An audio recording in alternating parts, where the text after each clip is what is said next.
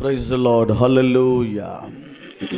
దేవుని పరిశుద్ధ నామమునకు సమస్త ఘనత మహిమ ప్రభావములు కలుగునుగాక. చేరివచ్చిన మీ అందరికీ మన ప్రభువును రక్షకుడైన యేసయ్య అతి శ్రేష్టమైన నామములో ప్రత్యేకమైన శుభాలు వందనాలు తెలియపరుస్తున్నాను. దేవుడు మన జీవితాలను ప్రేమించి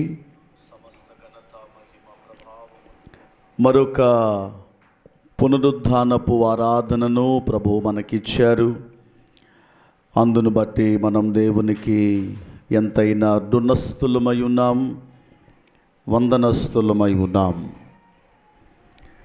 మరొక పర్యాయం ఆయా స్థలాలలో ఉండి లైవ్లో వీక్షించుచున్నటువంటి దేవుని ప్రజలైన మీ అందరికీ, మా కొరకు నిత్యము ప్రార్థన చేస్తున్న మీకు ఈ పునరుద్ధానపు ఆశీర్వాదాలు మీకు మెండుగా కలగాలని నేను మనసారా కోరుకుంటూ మీకు కూడా ప్రత్యేక వందనాలు తెలియపరుస్తున్నాను.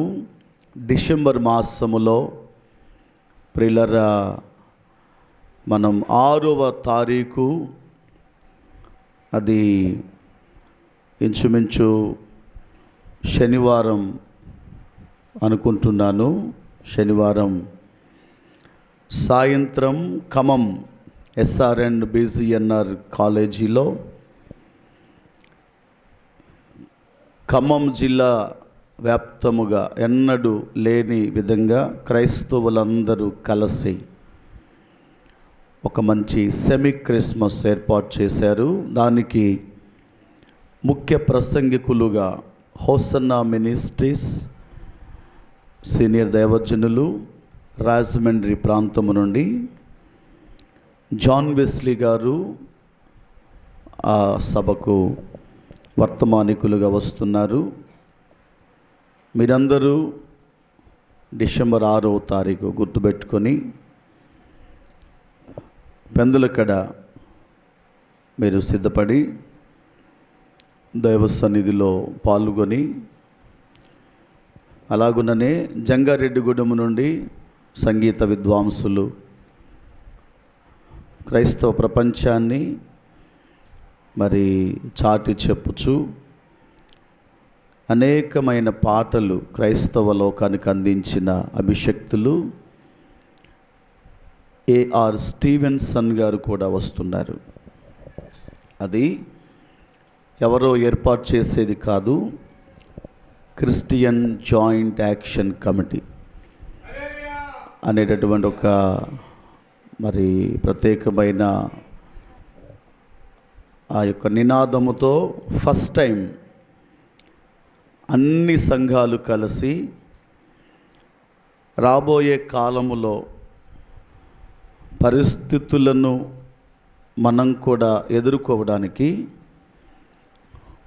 ఒక బలం, ఒక స్ట్రెంగ్త్ అని చాటి చెప్పడానికి ఏర్పాటు చేయబడుతున్న మొట్టమొదటి కూడిక. మీరందరూ కూడా మర్చిపోవద్దు. చెప్పే ప్రతి మాట ఇక్కడ ముద్రించుకుంటే ఇది పనిచేస్తుంది.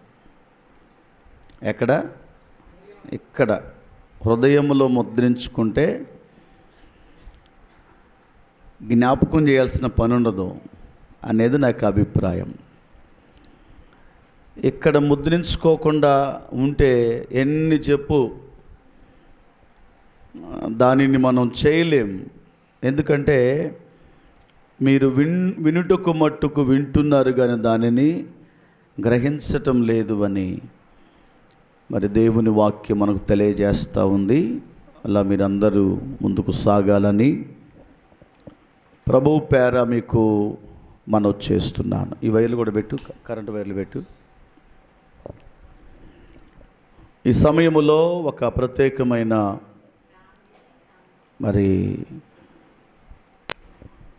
ఓ పాత పాట ఎన్నోసార్లు మనం విని ఉంటాము. దానిని పూట ఒక 2 చరణాలు పాడి ప్రభునామాన్ని మనం ఘనపరచుదాం.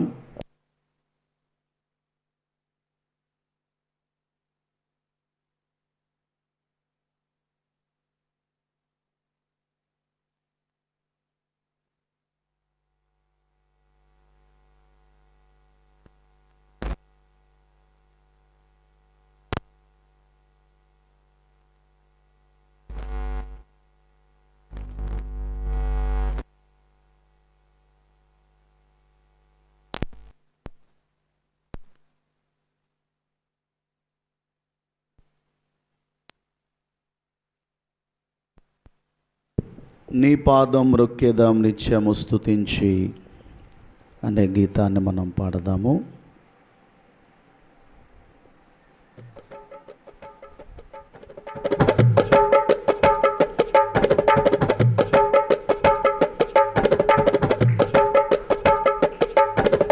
నీ పాదం రొక్కేదాం నిత్యము స్తుతించి నిన్ను పాడి కీర్తించెదను. యేసయ్యా నీ ప్రేమ పొంగుచున్నది. రెండోసారి, యేసయ్యా నీ ప్రేమ పొంగుచున్నది. నీ పాదం రొక్కేదాం నిత్య స్తుతించి నిన్ను పాడి కీర్తించెదను. యేసయ్యా నీ ప్రేమ పొంగు, యేసయ్యా నీ ప్రేమ.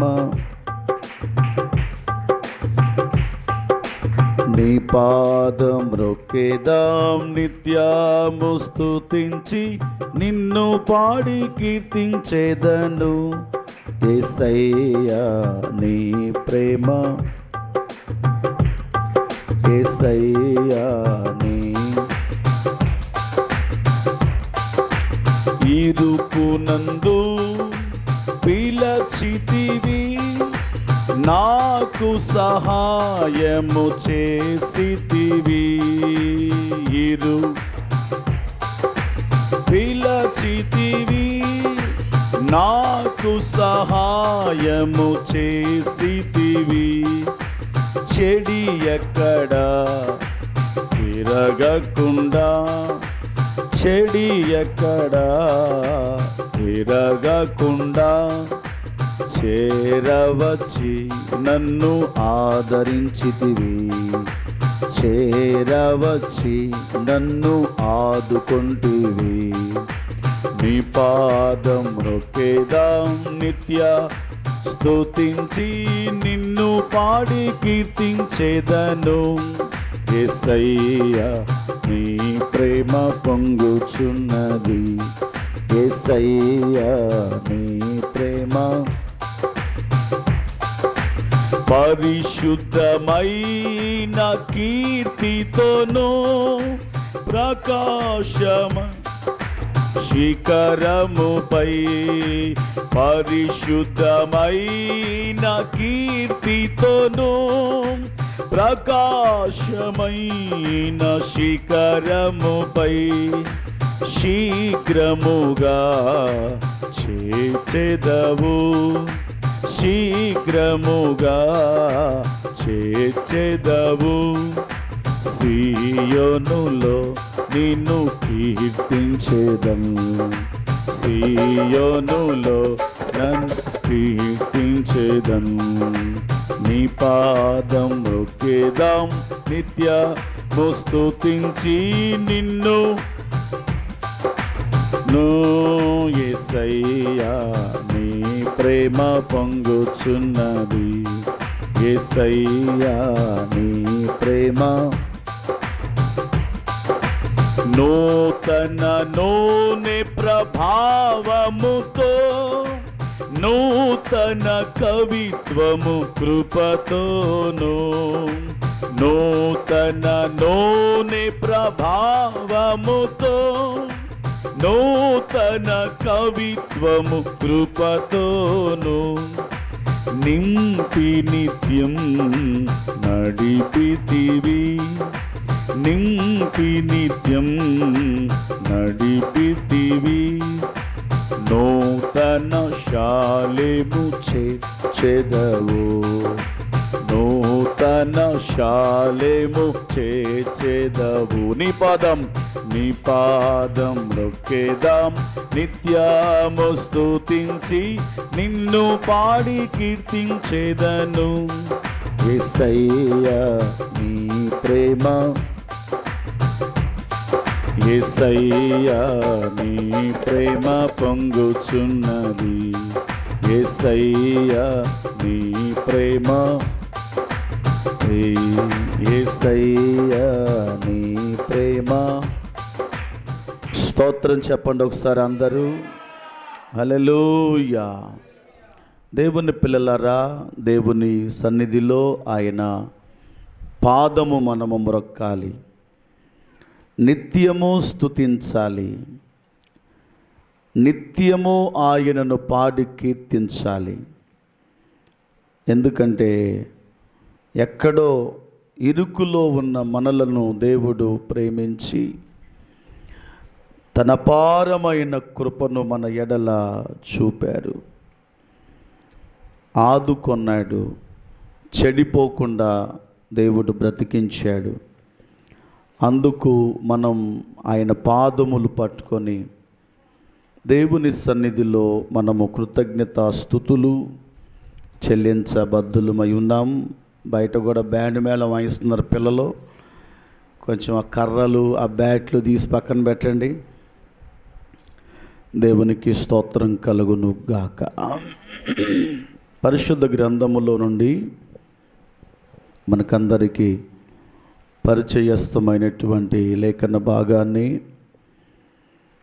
ఈ సమయములో మనం చదువుకొని కొన్ని మాటలు మనము ధ్యానం చేద్దాం.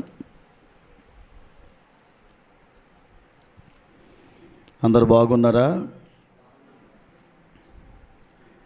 ఒక్కళ్ళిద్దరే చెప్పారే, బాగలేరా? అందరూ ఎవరు అందరు బాగున్నారా?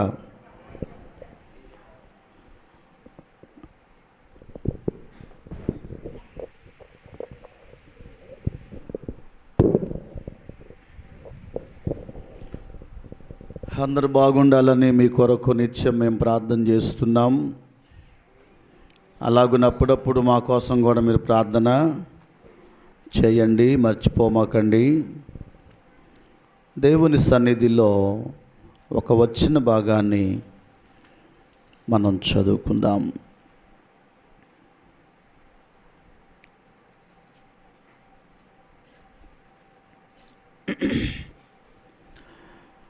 లూకా సువార్త 18వ అధ్యాయం. లూకా సువార్త 18వ అధ్యాయం 35వ వచనం, 36వ వచనం. ఆయన యెరికో పట్టణమునకు సమీపించినప్పుడు ఒక గ్రుడ్డివాడు త్రోవ ప్రక్కన కూర్చుండి భిక్షము అడుగు కొనుచుండెను.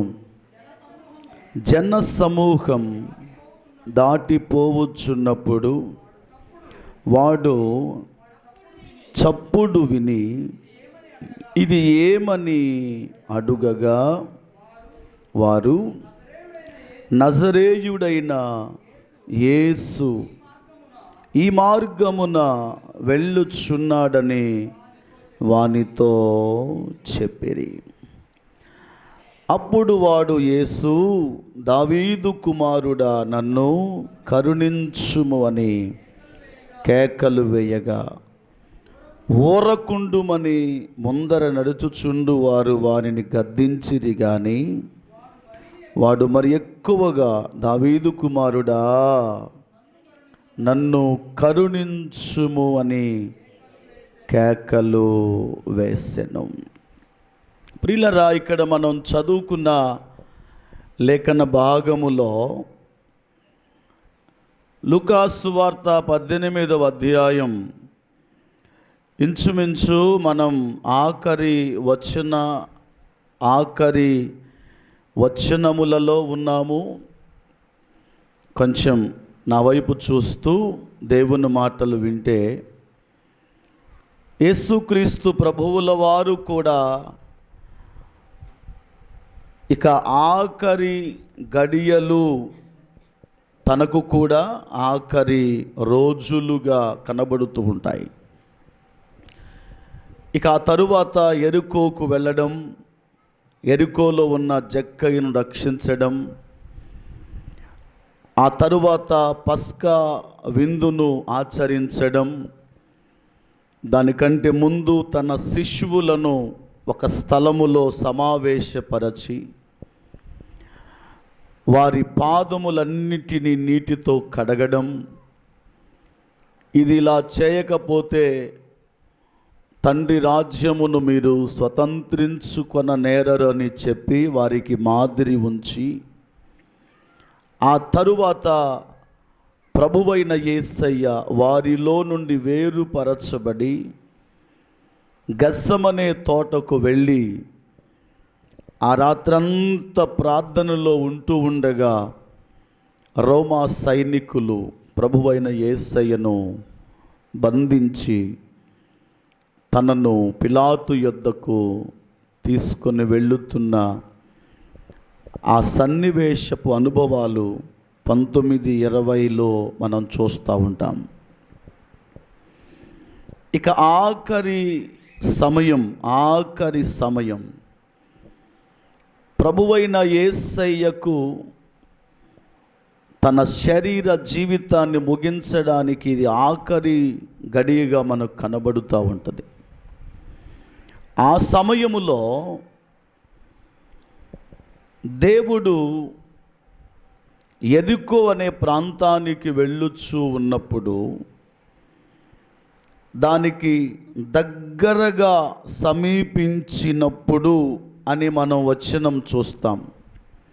యెరికో పట్టణమునకు సమీపించినప్పుడు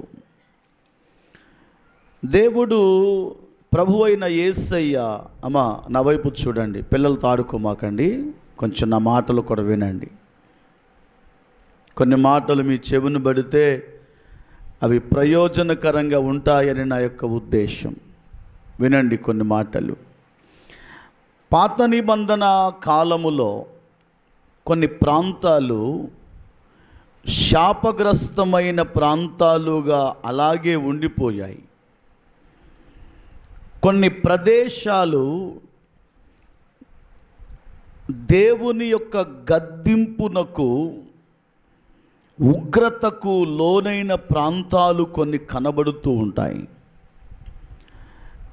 ఎట్టకేలకు పాత నిబంధన కాలములో ప్రవక్తల ద్వారా మార్పు రాని ప్రదేశాలు, నాయకుల ద్వారా మార్పు చెందని కొన్ని ప్రదేశాలు, ఈవెన్ ప్రధాన యాజకులు సైతము, ప్రవక్తలు సహితం కష్టపడిన, ప్రయాసపడిన మారని కొన్ని ప్రాంతాలు అక్కడ ఉన్నాయి.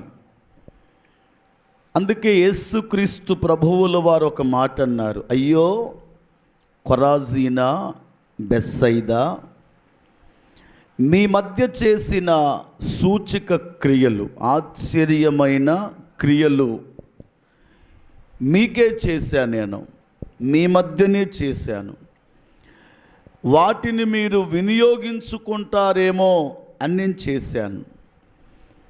దేవుడు కొన్ని మేలులు చేసినప్పుడు దాని విషయములో అనుభవించిన వారు, కృతజ్ఞత లేని వారు అందులో బెత్సైదా వారు ఉన్నారు, కొరాజీన వారు కూడా ఉన్నారు.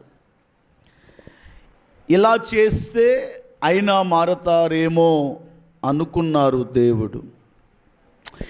ఈ విధంగానైనా నేను వారికి చేరువవ్వాలి, అంటే దగ్గరవ్వాలి, ఇలా ఉంటుంది అని తన శక్తినంతా, తన మహిమనంతా బెత్సైదా, కొరాజీనా అనే ప్రాంతాలకు దేవుడు చూపించాడు.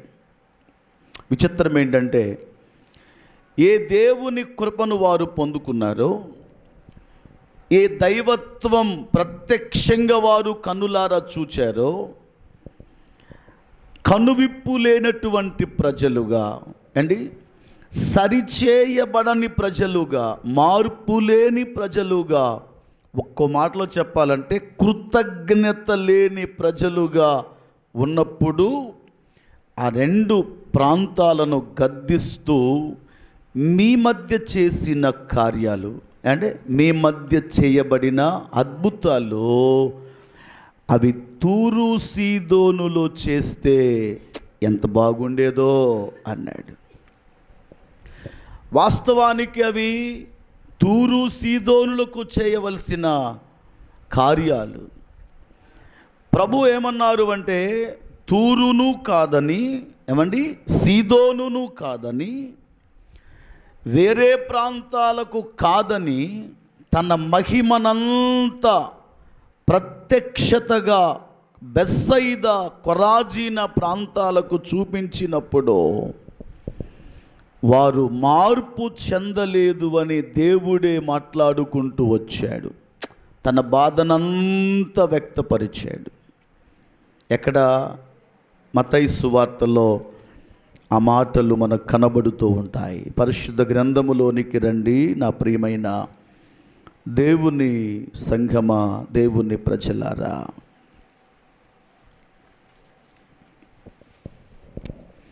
11వ అధ్యాయం 21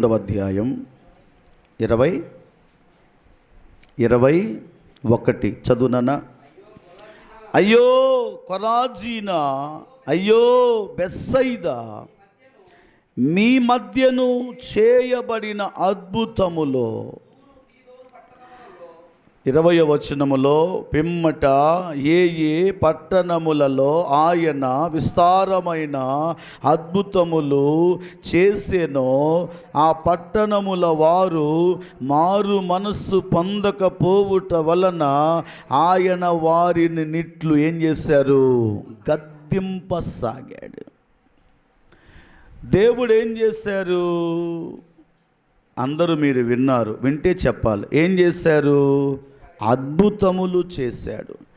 ఇవి ఏ అద్భుతాలు అంటే అవి మామూలు సామాన్యమైన అద్భుతాలు కాదు. అక్కడ చదువు, విస్తారమైన అద్భుతములు. ఉందంటారా లేదంటారా? ఏండి?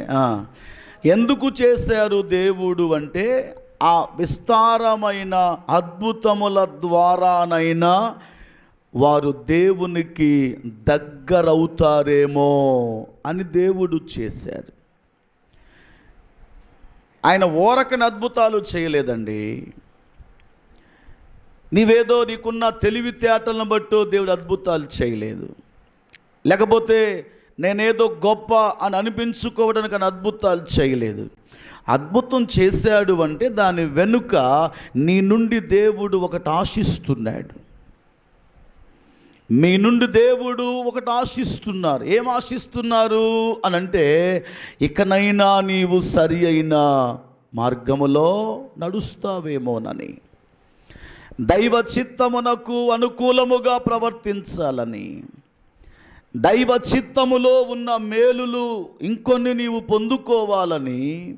ప్రియులారా, దేవుడు ఉద్దేశము కలిగి, దేవుడు ఆలోచన కలిగి, ప్రభుల వారు కోరిక కలిగి తూరు సీదోనులో చేయవలసిన అద్భుతాలు ఎక్కడ చేశారు? ఇప్పుడు బెత్సయిదాలోను కొరాజీనాలో చేసినప్పుడు వారు అనుకున్నారంట, ఇవి పెద్దగా మనకు ఉపయోగము లేవు అని అనుకున్నారు. స్పందించలేదంటే అర్థం ఏంటి? ఏమండి? వారు దేవుని కార్యములకు స్పందించటము లేదు అంటే అర్థం ఏంటి అంటే, వారు సరి అయిన దృష్టి వాటి మీద పెట్టలేదు అని అర్థం. ఈ రోజుల్లో చాలామంది భక్తులు, దేవుని ప్రజలు ఎలాగున్నారు అంటే, ఎంత చేసినా దేవుడు ఏమి చేయాలనుకున్నా వాటి విషయములో సరి అయిన స్పందన లేనటువంటి వారుగా కనబడుతూ ఉన్నారు. అందుకే ప్రభు అన్నారు, ముత్యములను పట్టుకొని ఎక్కడ వేయటం వ్యర్థమన్నారు? ముత్యములు పట్టుకొని పంది ముందు వేస్తే దానికి ఏమైనా ఉపయోగం ఉంటుందా? మురికి ఎంతో ముత్యములు అంతే అనుకుంటుంది పంది. దానికి విలువ తెలియదు, ముత్యము యొక్క విలువ తెలియదు. ఈ మధ్య చిన్న పని మీద ఖమ్మం వెళ్ళినప్పుడు ఏదో చిన్న చిన్న టెస్టులు చేయించాం మేము. టెస్టులు చేయించినప్పుడు ఇది కేడియం అంటే దానికి ఒక రేటు, అంటే కేడియం కాని దానికి ఒక రేటు. రెండు బంగారమే.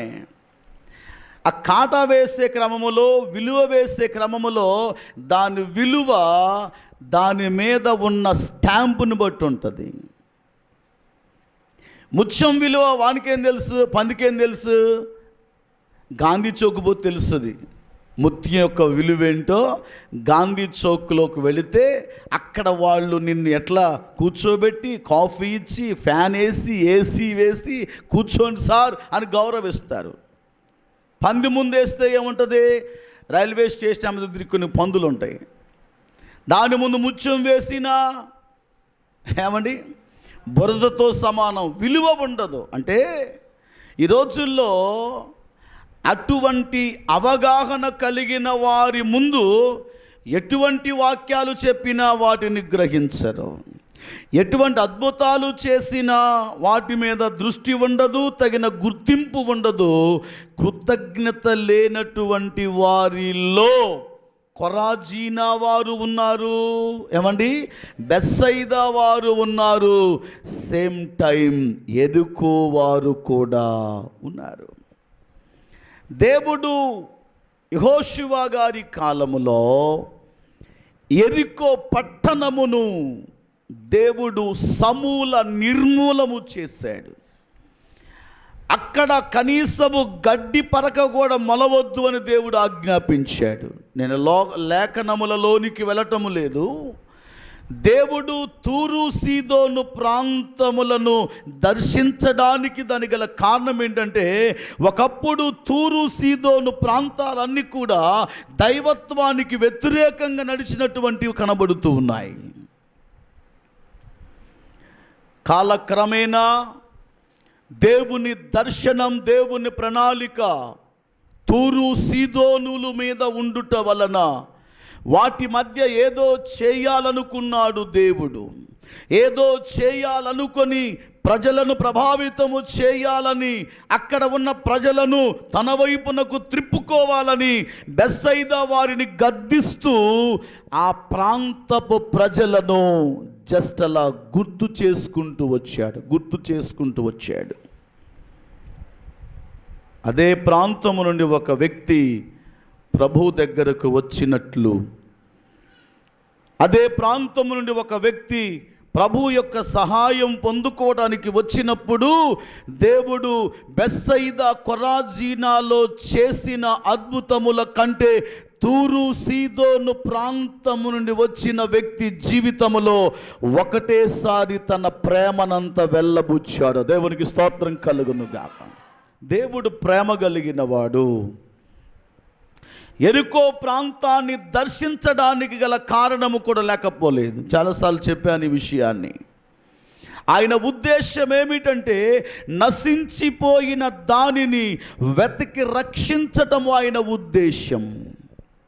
దేవుని ప్రేమ ఒక ప్రవాహములా నిన్ను ఎందుకు ఎదుర్కొంటా ఉందో తెలుసా? దేవుని ప్రేమ ఒక వెల్లువల, దేవుని యొక్క ప్రవాహము, ప్రేమ ప్రవాహమై నిన్నెందుకు ఆయన ఎదుర్కొంటున్నాడు అంటే, నీలో ఏదో మార్పును ఆయన కోరుకుంటున్నాడు.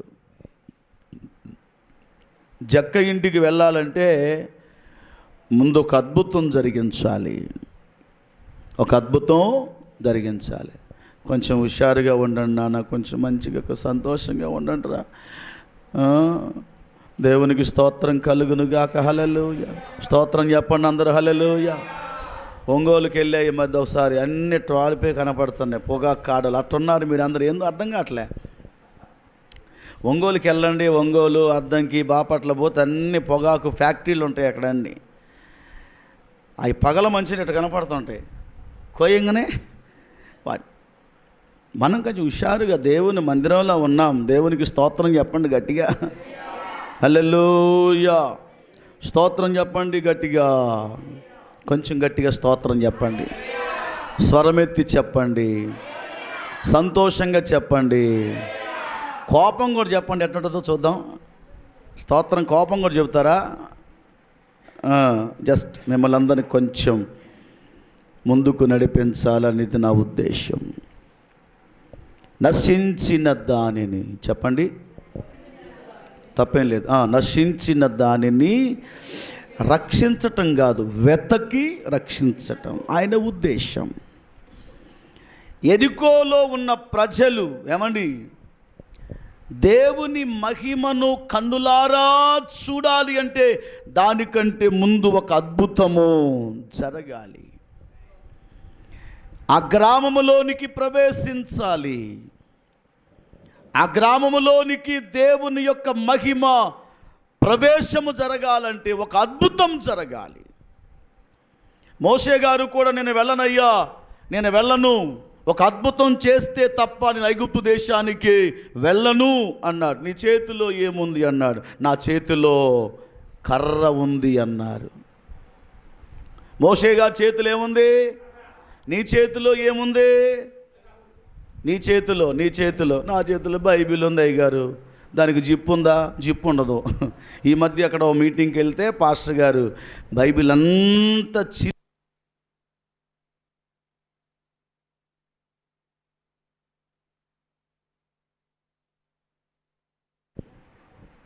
నీ చేతిలో ఏముంది? ఎప్పుడో బాప్తిసం పొందినప్పుడు కొన్న కవర్ అండి అదే. కవర్లో మార్పు ఉండదు, బైబిల్లో మార్పు ఉండదు. మీరు చాలా మంచోళ్ళు, వేరే వాళ్ళ సంగతి చెప్తున్నాను. నీ చేతిలో ఏముంది? నీ చేతిలో ఏముంది?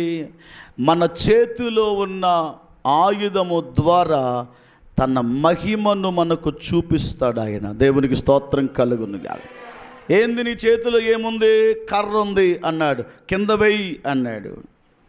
ఇప్పుడు ఆ కర్ర ఏమైపోయిందంటే పాముగా మారిపోయింది. మోషే గారు అధైర్యపడ్డారు, ఆశ్చర్యానికి గురైపోయాడు. అయ్యో, ఇంతవరకు నా చేతిలో ఉన్న ఈ కర్ర ఇప్పుడు ఎలా మారిపోయింది? కర్ర పాముగా మారిపోయింది, పట్టుకో అని అన్నాడు. మనమైతే ఈ మధ్య కాలంలో స్నేక్ వాళ్ళు పట్టుకునేటటువంటి వాళ్ళు ఒక స్టిక్కు, దానికి ఒక రాడ్డు, అది ఒక ఎట్లా ఉంటుంది, అది రౌండ్గా, దాన్ని పట్టుకో అనగానే వాడిని పిలిచి ఫోన్ చేసి పట్టుకో అని అన్నాడు. అంతే, వెంటనే పట్టుకునే క్రమాన్ని కూడా నేర్పాడు. దాని తోకను పట్టుకొని పైకి లేపాడు. తోక పైకి వచ్చిందా? తల ఏమైపోయింది? కిందకి అయిపోయింది. పాము ఏదన్నా అది దానికి ఉన్న ప్రతాపం అంతా మన మీద చూపించకుండా ఉండాలంటే, ఎప్పుడైనా మీ ఇంట్లో మగవాళ్ళు లేకుండా ఊరికి పోయి ఉంటే మీ ఇంట్లో ఒక పాము వచ్చినప్పుడు కనిపిస్తే వెంటనే దాని తలదొలిగి పోమాకండి, తోక పట్టుకొని పైకి లేపండి. అది అంతటి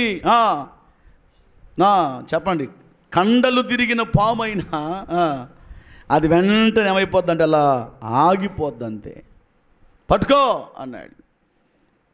తోక పట్టుకొని పైకి లేపాడు. వెంటనే ఇప్పుడు ఏమైపోయింది? అది మరలా కర్రగా మారిపోయింది. ఐగుప్తు దేశానికి వెళ్ళి దేవుని మహిమ వారికి వివరించాలంటే యెరికో చుట్టూతా ఉన్న ప్రజలందరూ దేవుని మహాశక్తి మన ప్రాంతములోనికి వచ్చింది అని గ్రామములోనికి వెళ్ళి ప్రచురించాలి. దేవుని గూర్చి ఆయన కీర్తిని అనేక మందికి తెలియ చెప్పాలంటే మొట్టమొదట దాని గ్రామము సమీపమున ఉన్న ఒక గ్రుడ్డివాణిని దేవుడు ఏం చేయాలి? బాగు చేయాలి. అది దేవుని యొక్క ప్రణాళిక. ఇక్కడ మనకు ఒకడు కనబడతాడు, కానీ మత్తయి సువార్తలో 2 గుడ్డివారు కనబడుతూ ఉంటారు. 2 గుడ్డివాళ్ళు కనబడుతున్నారు. మొత్తానికి ఈ గుడ్డివాడు యేసయ్య యొక్క చప్పుడు విన్నాడు. చదవండి ఆ మాట, 36వ వచనం. 6వ వచనమేనా? 18వ అధ్యాయం 36వ వచనం. జన సమూహము దాటిపోవుచున్నప్పుడు వాడేమి విన్నాడు? శబ్దమును విన్నాడు. యేసుక్రీస్తు ప్రభువుల వారు ఆ ప్రాంతములోనికి వస్తున్నప్పుడు జనసంచారము నడుస్తూ ఉన్న నడవడిక, దానిలో వచ్చిన శబ్దమును విన్నాడు, ఆ స్వరమును విన్నాడు, ఆ ధ్వనిని విన్నాడు. శబ్దం, చప్పుడు, స్వరం, కేక ఇవన్నీ ఒకే పదమునకు చెందిన నానార్థాలుగా కనబడుతున్నాయి. చప్పుడు అంటే ఏంటి? శబ్దం. శబ్దం అంటే ధ్వని. ధ్వని అంటే ఒక కేక, కేక అంటే ఒక స్వరం. ఇవన్నీ నానార్థాలు ముందుకెళ్తూ ఉన్నాను.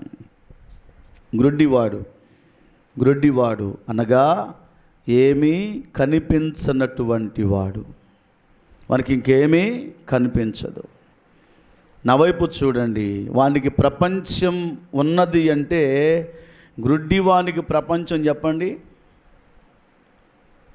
కొంచెం ఆలోచన చేసి చెప్పండి. గ్రుడ్డివానికి అది వానికి ప్రపంచమంతా చీకటి, ఏమీ కనిపించదు. ఏమీ కనిపించనటువంటి వాడు, ఇక వానికి ఏమీ కనిపించదు. ఇది మంచని కానీ చెడును కానీ, ఇది ఎరుపని కానీ తెలుపని కానీ, ఇది దేవుని పిల్లరా మనుషులని కానీ జంతువులని కానీ శబ్దమును బట్టే వాడు నిర్ణయించుకోవాలి.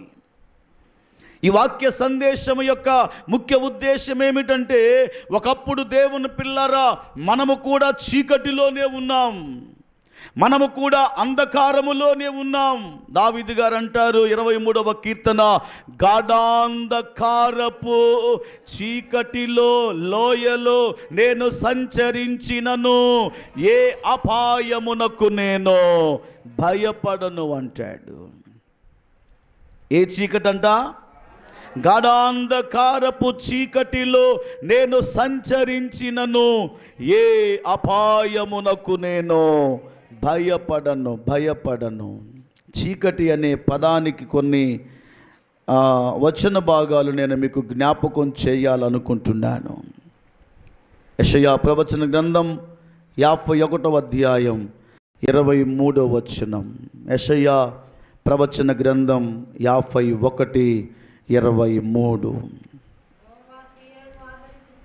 అవును,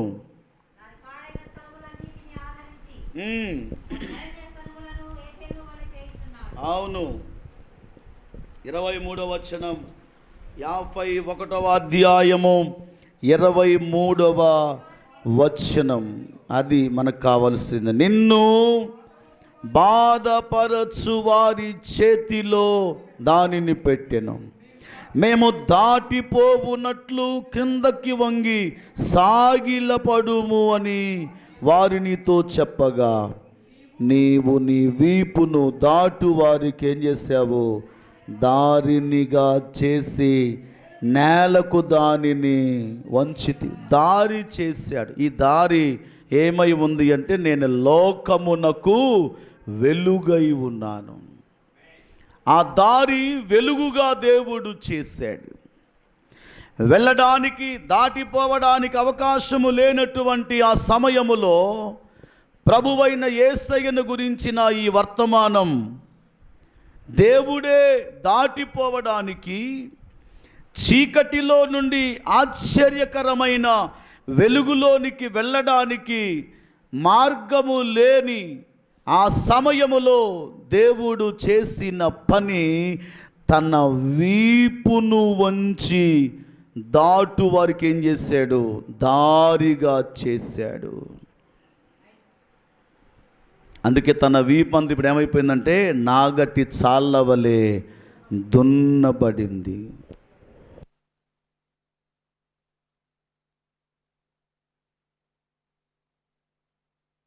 దేవునికి స్తోత్రం కలుగును గాక. చూడండి, యోబు గ్రంథం 16వ అధ్యాయం 17వ వచనం. మనస్సు దేవుని వాక్యం మీద పెడుతూ కొద్దిగా ముందుకు వెళదాం. 16, 17. అవును, అవును. ఏమండి? ఏ కారమట? ఏమండి? ఏడ్పు చేత నా ముఖము మీద ఎర్రబడి ఉన్నది, నా కనురెప్పల మీద గాఢాంధకారము నిలుచుచూ ఉన్నది అంటున్నాడు. మరణాంధకారం, మరణకరమైనటువంటి చీకటి. యోబు గారి జీవితము ఎలాగున్నది అంటే ప్రియులారా, మరణాంధకారములోనికి వచ్చాడు. కనురెప్పల మీదనే ఉన్నదంట. ఎక్కడంట? కనురెప్పల మీద ఇక ఇక కళ్ళు మూస్తే ఏమైపోవటం, ఇక మరణమే. మరణాంధకారములో ఉన్నాడు. దావీదు గారు అంటారు, గాఢాంధకారపు చీకటి. 23:17 అదే యోబు గ్రంథం 23:17. అంధకారము కమ్మియుండెను, గాఢాంధకారము కమ్మియుండెను,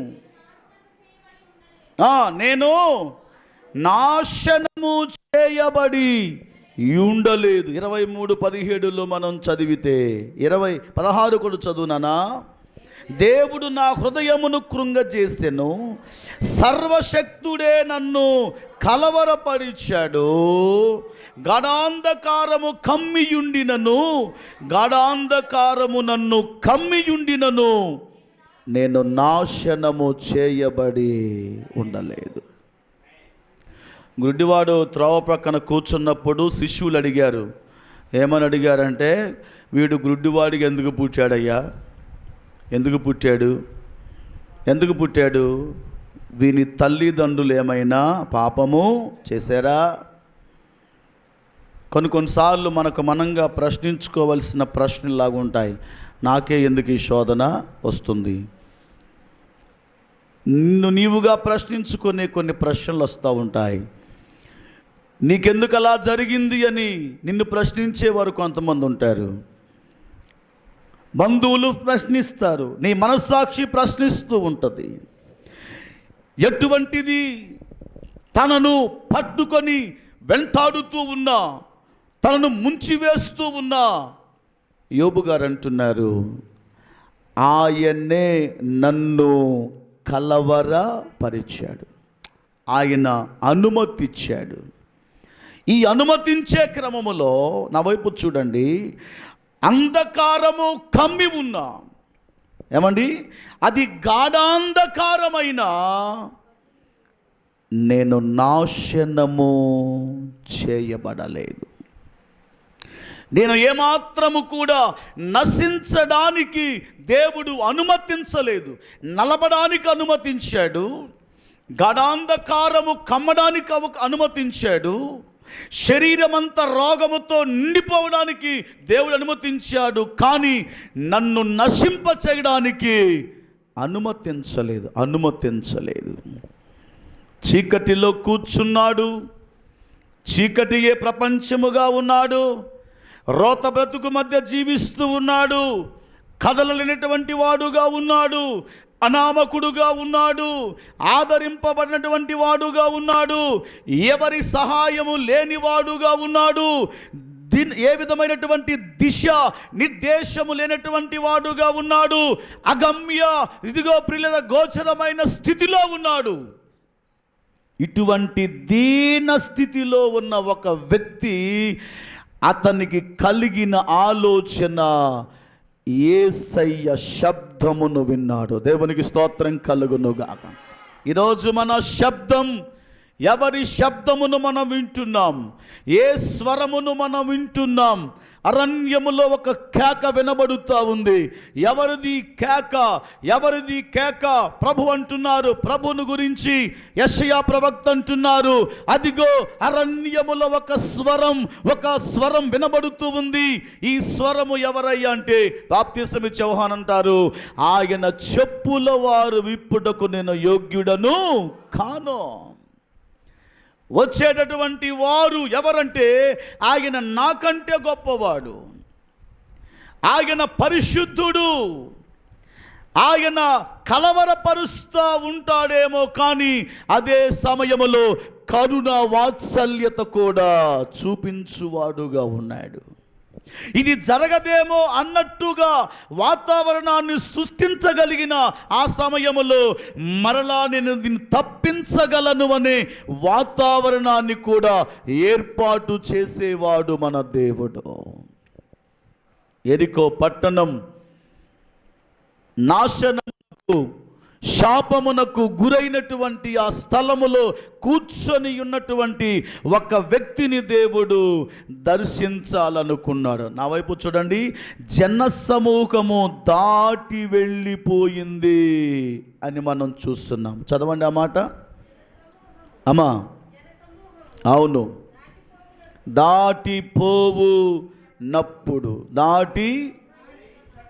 దాటి పోవుచున్నట్టు వాడు ఏం చేశాడు? చప్పుడు విన్నాడు. ఇక్కడ ఒక మాట అడుగుదాం, మిమ్మల్ని అందరూ అడగాలనుకుంటున్నాను.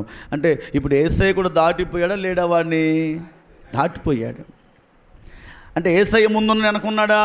యేసయ్య ముందే ఉన్నారు, వెనక జనసమూహం ఉంది. జనసమూహము దాటిపోవుచున్నట్టు వాడు గ్రహించాడు. ఈరోజు కళ్ళున్నటువంటి వాళ్ళు చేయని పని కళ్ళు లేని వాడు చేస్తూ ఉన్నాడు. కళ్ళుంటాయి కానీ గ్రహింపు ఉండదు. కళ్ళు బాగానే ఉంటాయి, అన్ని బాగానే ఉంటాయి, గ్రహింపు ఉండదు. దాటిపోవుచున్నట్టు వాడు దాటిపోవుచున్నట్టు వాడు దేవుని పిల్లరా చప్పుడు విన్నాడు. దాటిపోవచ్చున్న చప్పుడు ఏమై ఉందంటే, నా బ్రతుకును వెలిగించగలిగే ఒక క్రియ నన్నేం చేస్తా ఉంది? దాటిపోతుందని గ్రహించాడు. నన్ను వెలిగించగలిగే ఒక ఆత్మ సంబంధమైన దీపం, నాకు విలువనిచ్చే ఒక ఆత్మ సంబంధమైన ఒక ప్రక్రియ, నన్నుగా ఒక విలువనిచ్చేటటువంటి ఓ శ్రేష్టమైన అనుభవం నన్ను దాటిపోతుంది అనే శబ్దమును వాడు విన్నాడు. కళ్ళు కనిపించట్లేదు కానీ చెవులు మాత్రం బాగా కనబడుతున్నాయి. విచిత్రం ఏంటి, ఈ రోజుల్లో సంఘంలో ఉన్న వారికి కళ్ళు పనిచేయట్లేదు, చెవులు కూడా పనిచేయట్లేదు. అలాంటి వారందరినీ దేవుని పిల్లరా రూపాంతరపు కొండ ఎద్దకు పట్టుకొని రావాలా? ఎలాంటి వారిని? కళ్ళు కనిపించనటువంటి వారిని ఎన్ని చూసినా కానీ తృప్తి ఉండదు కొంతమందికి. దేవుడు ఎంత చేయనివ్వండి, తృప్తి అనేది ఉండదు. అయ్యా ఇంకొకటి దయచేయి నాయనా, అయ్యా ఇంకొకటి ఇవ్వు నాయనా, ఇంకొకటి ఇస్తే చాలయ్యా, ఇక సరిపోద్దయ్యా అంటే ప్రభు సరే ఇది లాస్ట్ అనుకుంటా అని ఒకవేళ దేవుడు మేలు చేశాడు, దాన్ని పొందుకున్నాక లేదు నాయనా ఇంకొకటి ఒకటి ఇచ్చేసాడు ఆల్రెడీ. పాపం ఆయన కూడా కనికరం కలిగిన వాడు కాబట్టి ఇచ్చేసాడు. ఆ ప్రార్థనలో స్పష్టత, ఇక నుంచి నాకు ఏమొద్దు నాయన, ఇదొక్కటి నాయన ప్రభు ఇచ్చేసాడు. అది పొందుకున్నాక అది చూసి మళ్ళీ వెంటనే ప్రార్థన చేస్తు, నాయన ఆ మధ్య అడగటం మర్చిపోయాను కానీ ఒక్కటి ఆగిపోయింది. ఎన్ని చూడనివ్వండి. ఈరోజు ఈ పునరుద్ధానపు ఆరాధనలో మనం నేర్చుకోవలసిన పాఠం, ఆయన కాలి శబ్దమును మనం వినాలి. దావీదు కుమారుడా, చదువు, దావీదు కుమారుడా నన్ను దాటిపోవు. ఆ మాట ఉంది అక్కడ. ఏమండి? దావీదు కుమారుడా నన్ను కరుణించము అని కేకలు వేశాడు. వెంటనే పక్కన వాళ్ళు అన్నారంట, అరే బాబు ఆగు. ముందర నడుచుచున్న వారందరూ వారిని ఏం చేశారంట? పాపం గద్దించారు. ఏం చేశారు? గద్దించారు. అందరు చెప్పండి, ఏం చేశారు? ముందు నడిచే వాళ్ళు ఏం చేయాలి? గద్దిస్తే ఇంక సంఘం ఏం పెరుగుద్దండి? గద్దించటం అంటే అర్థం ఏంటంటే నిరుత్సాహపరచటం. నీకు ముందుగా ఉన్నవారు, నీవు ముందుగా ఒకవేళ ఉంటే నీ వెనక వచ్చే వారికి నీవే విధంగా ఉండాలంటే ఒక మాదిరికరంగా ఉండాలి. ఎలా ఉండాలి? ఒక ఎగ్జాంపుల్గా ఉండాలి. నీ ప్రార్థన ఒక మాదిరిగా ఉండాలి. నీ వ్యక్తిత్వం ఒక మాదిరిగా ఉండాలి, నీ మాట ఒక మాదిరిగా ఉండాలి, నీ ప్రవర్తన ఒక ఇన్స్పిరేషన్గా ఉండాలి. నీ ప్రార్థనా జీవితాన్ని బట్టి నీతో మాట్లాడాలంటే భయము కలగాలి. రాబోతున్న తరానికి నీ గ్రామములో నిన్ను ఒక మాదిరిగా దేవుడు ఉంచబోతున్నాడు. ఉండాలనుకుంటే ఇక్కడ ఉన్న గుంపు వలె నీవు ఉండొద్దు. నిరుత్సాహపరిచారు, అధైర్యపరిచారు, ఆటంకంగా ఉన్నారు. దేవుని పిల్లరా, మరి ఏమనుకున్నారు? ఒరే బాబు, కళ్ళున్న మమ్మల్నే పట్టించుకోవట్లేదురా, కళ్ళు లేని నిన్నేం పట్టించుకుంటాడురా అని అనే ఉండవచ్చు. నేను అనుకుంటున్నాను, 2 కళ్ళున్న మమ్మల్నే పట్టించుకోవట్లేదు, నడక ఉన్న మమ్మల్నే పట్టించుకోవట్లేదు. ఒరే బాబు, వారం రోజులు అవుతుందిరా యేసయ్యను చూడాలని, ఆయన మహిమను చూడాలని, ఆయనతో స్వస్థత పొందుకోవాలని నెలల కొద్ది తిరుగుతున్నాము, మాకే పని కావట్లేదు. నువ్వు ఆయన ఎమ్మడి తిరిగినంత మాత్రం దేవుడు కార్యం చేయడు. గుడ్డివానిలో ఉన్న ఆత్మ సంబంధమైన నమ్మకం నువ్వు కలిగి ఉంటే దేవుడు ఎప్పుడో నిన్ను బాగు చేసేవాడే. నువ్వు తిరగాల్సిన పని లేదు, నువ్వు పరుగులెత్తాల్సిన పని లేదు. ప్రభువుని వెంబడిస్తున్న వారిలో అసంతృప్తికరంగా మాట్లాడుతున్నారు అంటే దైవికమైన కార్యములు చూడనటువంటి వారు ఎలాగూ మాట్లాడుతూ ఉంటారు.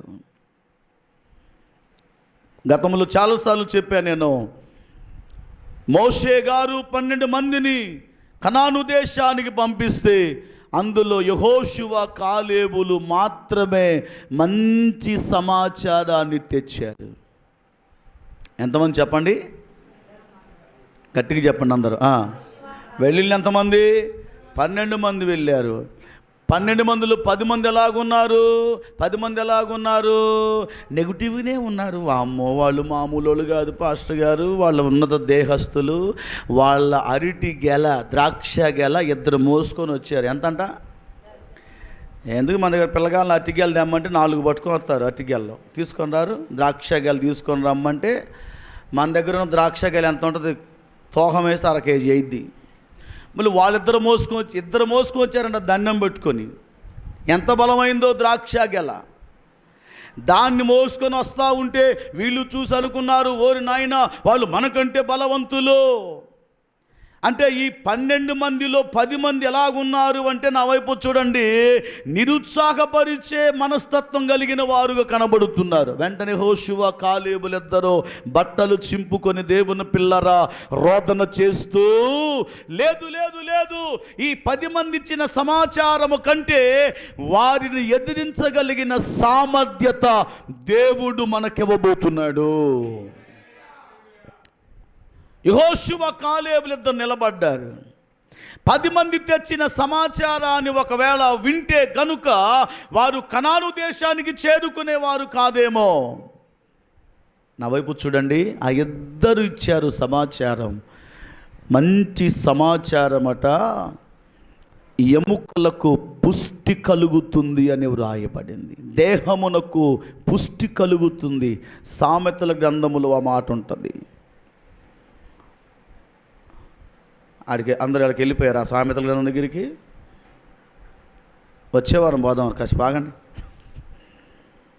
వచ్చేవారం పోదాంలే.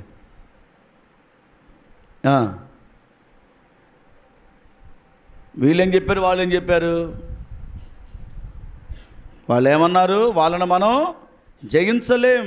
నా వైపు చూడడానిగా, ఇక నా వైపు చూడు, వాళ్ళని మనం జయించలేం అన్నారు. అప్పుడు యెహోషువ గారు, కాలేబు గారు అన్నారు, లేదు లేదు, మనం వారిని ఎదిరించడానికి దేవుడు మనకు సామర్థ్యత ఇస్తాడు. విచిత్రం ఏంటంటే, తాపీగా టైంపాస్ చేసి అరటిగెల్లలు తిని, ద్రాక్షాలు తిని, అంజూరపు అడలు తిని వచ్చిన వాళ్ళందరూ రాలేపోయారు. మధ్యలో టైంపాస్ చేసేవాళ్ళు కొంతమంది ఉంటారు సంఘంలో, టైంపాస్ భక్తులు. బాగుందా పేరు? టైంపాస్ చేసేవారు, నిరుత్సాహంతో ఉన్నవారు, నిర్లక్ష్యముతో ఉన్నవారు. నా వైపు చూడండి, కనాను దేశమును 2 మాత్రమే వెళ్ళారు. వాళ్ళు ఎవరంటే యెహోషువ, కాలేబు. ఎందుకు వెళ్ళారు? ఇద్దరు వెళ్ళడానికి గల కారణం ఏంటంటే, ఏ పనిని అప్పగించారో ఆ పనిలో వెళ్ళకముందే వారు విజయాన్ని చూచినటువంటి వారు. కనాను దేశమును స్వతంత్రించుకొనగలం అనడములో నిర్ధారణకొచ్చినటువంటి వారు యెహోషువ, కాలేబులు. అసంతృప్తితో, అవిశ్వాసముతో, అధైర్యముతో ఆ మాటలు వారు చెప్పలేదు. ఈ రోజుల్లో విశ్వాసుల జీవితాలలో అసంతృప్తితో మాట్లాడే మాటలు, అవిశ్వాసంతో మాట్లాడే మాటలు ఎక్కువగా కనబడుతూ ఉంటాయి. వారిద్దరు ఎందుకు వెళ్ళారు కనాను దేశానికంటే, వారిలో దేవుని వాక్యం సెలవిస్తూ ఉంది, వారు పూర్ణ హృదయముతో, పూర్ణ వివేకముతో, పూర్ణ మనస్సుతో, పూర్ణ ఆత్మతో దేవుడైన యెహోవాను వారు ఏం చేశారు అంటే సేవించారు అని వ్రాయబడింది. అందుకే వారు కనాను దేశమును స్వతంత్రించుకున్నారు. రాబోయే కాలములో మనము కూడా పరమ కానానుకు చేరబోతూ ఉన్నాం. నమ్మితే స్తోత్రం చెప్పండి. అందరూ గట్టిగా స్తోత్రం చెప్పండి. మనమందరము కానాను యాత్రలోనే ఉన్నాము. మధ్యలో రాలిపోయిందంత ఎవరయ్యా అంటే, ఇదిగో ముందు నడుచుచున్నటువంటి వారు, నువ్వు ఆగు అంటున్నారు. వీళ్ళందరూ ఎవరు? వీళ్ళు ఆటంకపరిచే వాళ్ళు, అసంతృప్తితో మాట్లాడుచున్నటువంటి వారు, అవిశ్వాసముతో మాట్లాడుచున్నటువంటి వారు. నువ్వేదో అంటున్నావు కానీ అమ్మాయి నాకు వైపు చూడు, ప్రార్థన అంటే లిమిట్ ఉండాలి. నీకు ఆ సంగతి తెలియదో? పొద్దున్నాక ప్రార్థనని మనం అటు ఇటు వెళ్ళొద్దు, నీకు ఆ సంగతి తెలియదో ఏమనుకుంటున్నావు? ఇవన్నీ ఏంటి?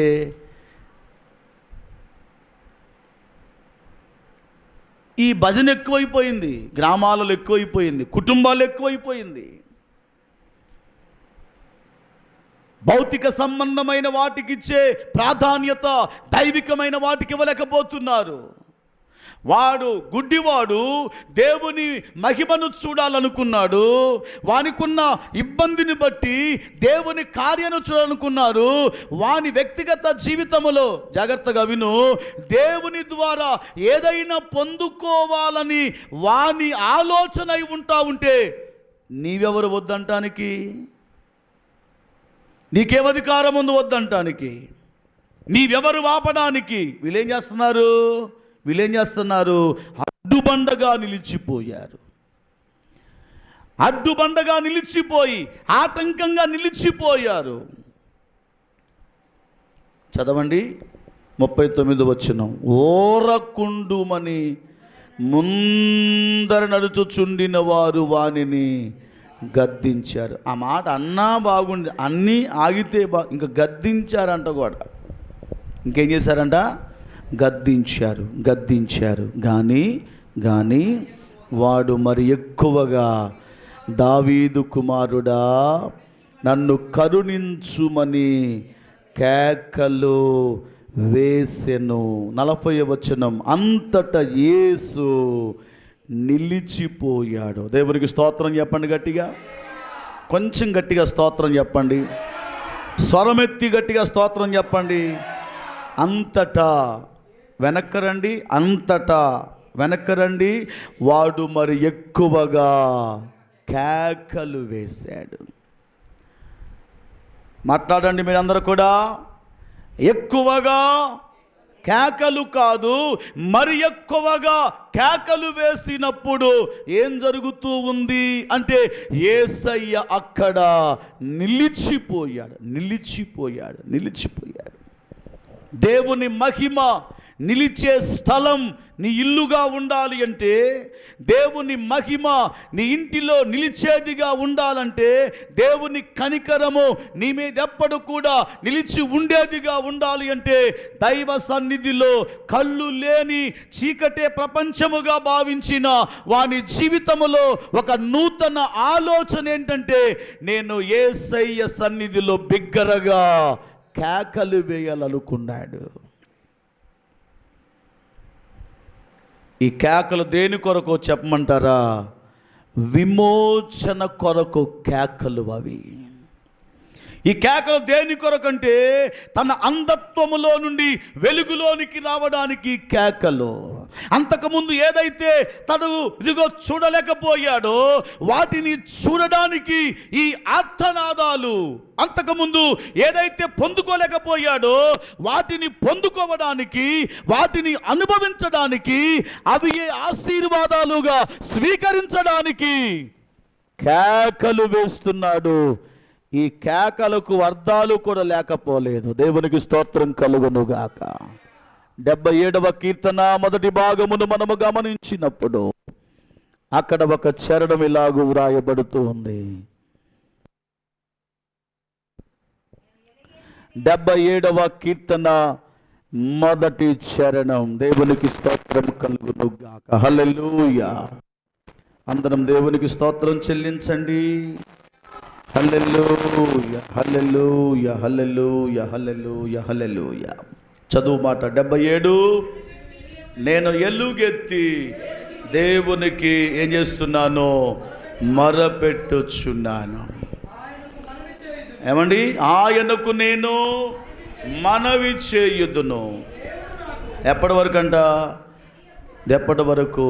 దేవుడు నాకు చెవియొగ్గు వరకు నేను ఎలుగెత్తి ఆయనకు మనవి చేయుదును. దేవునికి స్తోత్రం చెప్పండి. ఎప్పుడెప్పుడంట? ఎప్పుడెప్పుడంట? ఆదివారమా? కొంతమంది కనపడుతూ ఉంటారు, ఆదివారం ఏడుస్తూ ఉంటారు, బాగా ఏడ్చి ప్రార్థన చేస్తుంటారు. అక్కడక్కడ కొంతమంది సభల్లో ఏడుస్తూ ఉంటే ఈ వీడియో తీసేవాళ్ళు కూడా ఏం చేస్తాడు చెప్పమంటారా? ఆ ఏడ్చే వాళ్ళని చూపిస్తూ ఉంటాడు. అంటే మా మీటింగులు పెడితే ఈ మీటింగులో ఇట్లా ఏడ్చి ప్రభు ఇక ఆ రోజు తప్ప మళ్ళీ బెడ్ ఎప్పుడు ఏడవదు. మళ్ళీ ఇక సభ చూస్తే ఏడుపు వస్తుంది కొంతమందికి. అంటే కోటం చూస్తూ ఏడుపు స్టార్ట్ అయ్యిద్ది. అందరూ లేచి నిలబడినంటే చాలా ఏడుపు వస్తుంది. కూర్చుంటే వాక్యం విన్నప్పుడు నవ్వులు ఉండాలా, కథలు చెప్పాలి, కథలు ఉండాలి, నవ్వు ఉండాలి. అప్పటి వరకు నవ్వి వింటున్నారా? అప్పటి వరకు ఆనందించి బాగా నవ్వి నవ్వి జోకులేస్తే నవ్వి నవ్వి నవ్వి నవ్వి నవ్వి నిలబడండి అనగానే ఏమొస్తుంది ఇప్పుడు? ఆ నవ్విడిపోదో ఇంకప్పుడు ఎన్ని గుర్తుకొస్తా ఉంటాయి. మా చర్చిలో ఒక ఆవిడ ఉంది, ఏడ్చి ప్రార్థన చేస్తాను. నేను అనుకున్నగా పాపం అమ్మ ఎంత బాధలో ఉందో, ఎందుకురా అట్లా ఏడ్చి ప్రార్థన చేస్తున్నాం అని అంటే, ఆ ఇంటి ముందు ఉన్న ఒకటే తిడుతుంది కానీ నన్ను. మరి నన్ను ఏం చేయమంటావు? కొట్టమంటావా? వెళ్ళి ఫైటింగ్ చేయమంటావా? ఏం చేయమంటావు? ఇప్పుడు ఏమి ఏడ్చింది వాళ్ళ పిల్లల కోసమో, వాళ్ళ భర్త కోసమో, ఏమండి వాళ్ళ కుటుంబ క్షేమం కొరకు, దాని కొరకు కాదు. ఎందుకు ఏడుస్తూ ఉంది? ఉదయం లేచిన దగ్గర నుంచి ఒకటే గొడవ పెట్టుకుంటున్నారు. ఎదురింటి ఆవిడ గొడవ పెట్టుకుంటామంటే ఎన్ని మాటలు అందట. అటన్నింటిని తలపోసుకుంటూ నేను అలాంటి దాన్ని కాదయ్యా, నేను ఇలాంటి దాన్ని కాదయ్యా అని ఏడ్చుప్రా. ప్రభువు నిలవాలి, మన గుండెల్లో చిరస్థాగి నిలిచిపోవాలి. ఎవడు నా యందు నిలిచి ఉంటాడో, ఎవని నా మాటలు నిలిచి ఉంటాయో అండి, నా యందు మీరు, మీ యందు నా మాటలు నిలిచి ఉన్న ఎడల మీకిష్టమైంది అడగండి, నేను దానిని మీకు సహాయము చేస్తాను. నిలిచి ఉండాలి. దేవుడు నిలిచి ఉండేటట్టుగా మన ప్రార్థన ఉండాలి. దేవుని నిలుపుదల చేసే ఆత్మీయ అనుభవాలు మనం కలిగి ఉండాలి. దేవుడు నిలిచి ఉండే ఓ శ్రేష్టమైన పద్ధతి కలిగిన, భక్తి కలిగిన వారముగా ఉండాలి. గుడ్డివాడు స్వస్థత పొందుకున్నాడు. ఇంకొక మాట అన్నాడు, అప్పుడు అచ్చట దేవుడు నిలిచి, ముందుకెళ్తున్నాను 30-40 వచనం, అంతటా యేసు నిలిచి వాని యొద్దకు తీసుకొని రమ్మని చెప్పాను. వానిని తన యొద్దకు తీసుకొని రమ్మని చెప్పాడు. వారి దగ్గరకు వచ్చినప్పుడు ఆయన, నేను నీకేమీ చేయగోరుచున్నాను. ఎప్పుడైనా ప్రభువు నిన్ను ఈ ప్రశ్న అడిగారా? ఎప్పుడైనా ప్రభు ఇన్ని సంవత్సరాల విశ్వాస జీవితంలో ప్రభు నిన్నెప్పుడు ఏదైనా అడిగాడా? ప్రియులారా, ప్రభు అడుగుతూ ఉన్నారు. ఏమడిగారు? చదవండి బాబు. ఏమడిగారు? చదవండి నాన్న, చదవండి తల్లి. ఏమడుగుతున్నారు? నేను నీకేమీ చేయగోరుచున్నాను. నీకేం చేయాలనుకుంటున్నాను?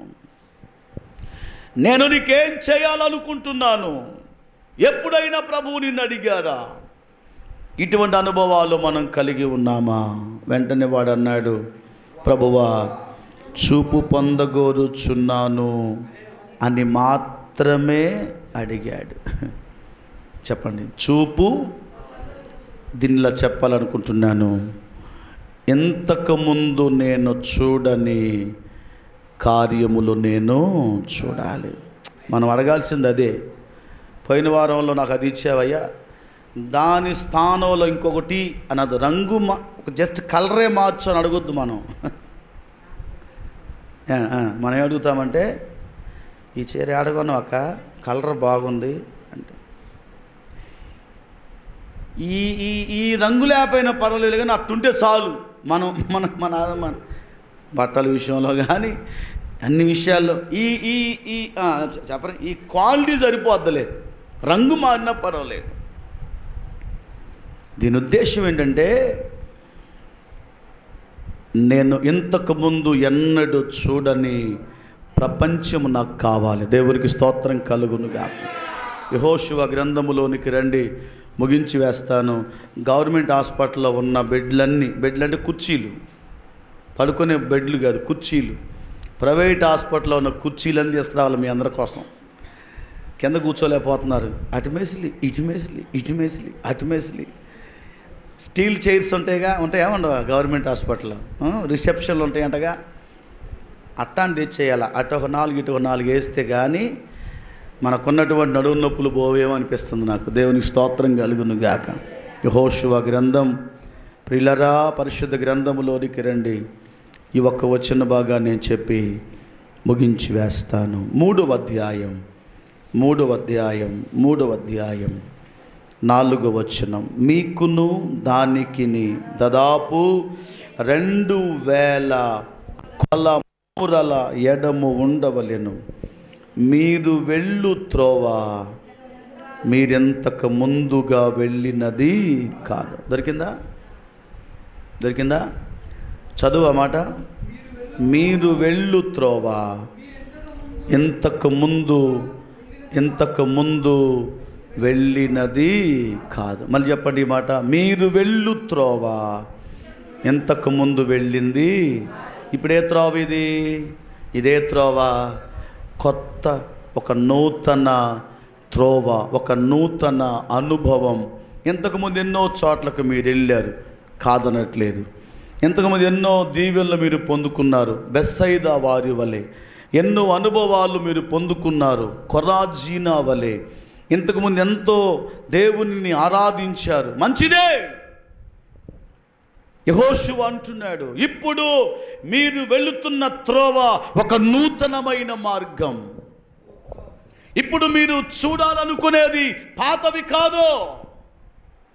ఈ నెల నవంబర్ నెల అంటే థ్యాంక్స్ గివింగ్ మంత్ అని భక్తులు వర్ణించుకుంటూ వచ్చారు. కృతజ్ఞత కలిగిన నెల ఇది. ఇదే నెల థ్యాంక్స్ గివింగ్ అంటే జనవరి నుండి 10వ నెల అక్టోబర్ వరకు దేవుడు నిన్ను, నీ కుటుంబాన్ని భద్రపరిచి సంరక్షించి అన్ని విషయాల్లో వర్ధల తెచ్చాడు, ఆరోగ్యంగా ఇచ్చాడు, ఆర్థికంగా ఇచ్చాడు.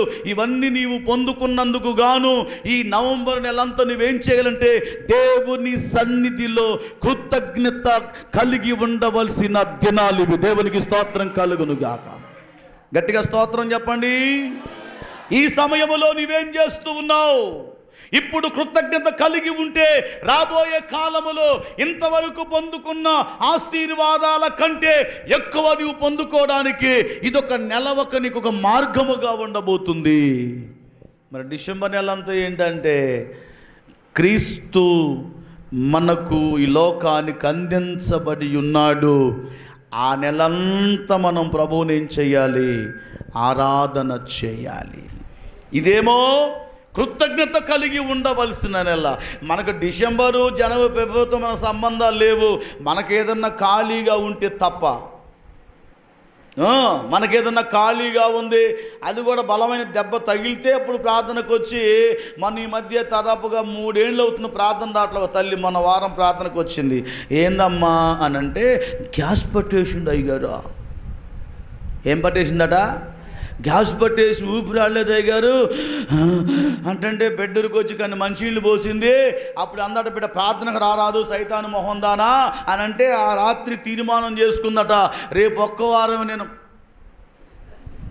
మళ్ళీ, అది కూడా మళ్ళీ సంవత్సరం అంతా కూడా కాదు, మళ్ళా ఒక్క వారమే ప్రార్థనకి వెళ్తాను అని తీర్మానం చేసుకుని వచ్చింది. ప్రార్థన చేయించుకుంది. కాస్త గ్యాస్ పోవాల ప్రార్థన చేయమ్మా అని నా కోసం అయితే ప్రార్థన చేశాను. మళ్ళీ ఆ ఒక్క వారంతోనే క్లోజ్. కృతజ్ఞత చెల్లించవలసిన సమయంలో నీవు దేవునికి చెల్లించకుండా దూరంగా ఉన్ని నీవెన్ని స్టంటులు వేసినా దేవుడు కనికరించడం గుర్తుపెట్టుకో. ప్రభు సన్నిధిలో ఒక నూతన మార్గం ప్రభువు నీకు ఇవ్వాలని కోరుకుంటున్నారు. నువ్వెన్నడు వెళ్ళని మార్గములో నిన్ను నడిపించాలనుకుంటున్నాడు. గుడ్డివాడు ఏం కోరుకుంటున్నాడో, నాకు చూపును ప్రసాదించు. ఒక ప్రశ్న అడగాలనుకుంటున్నాను నేను మిమ్మల్ని అందరినీ. గుడ్డివాడి కంటే నీవు శ్రేష్ఠుడవు కాదా? గుడ్డివాడి కంటే నీవు గొప్పవాడు కాదా? వాడు చూడనటువంటి వాటిని దేవుడు నీకెన్నెన్నో చూపించాడు. ఇన్ని చూపించిన దేవుని సన్నిధిలో నీవెంతగా ప్రార్థన చేస్తూ ఉన్నావు, ఎంతగా ఒక నూతనత్వాన్ని కోరుకుంటున్నావు.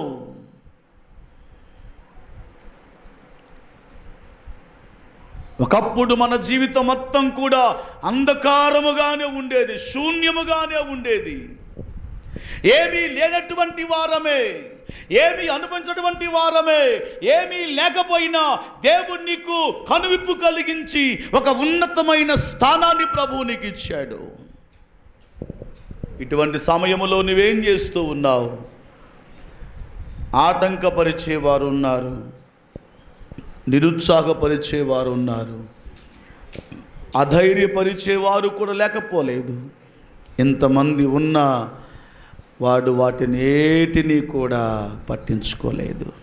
నెహెమ్యా గారి కాలంలో నెహెమ్యాను కూడా ఆటంకపరిచారు, చాలామంది ఆటంకపరిచారు, అవేవి పట్టించుకోలేదు.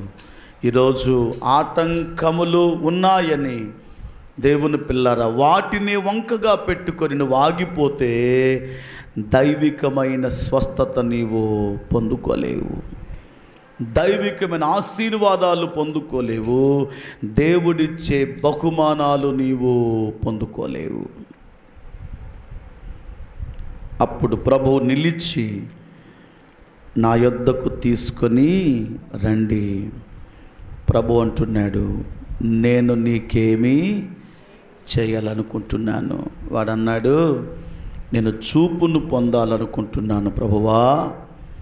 దాని యొక్క విషయం ఈరోజు ప్రభు నీతో మాట్లాడుచున్నాడు.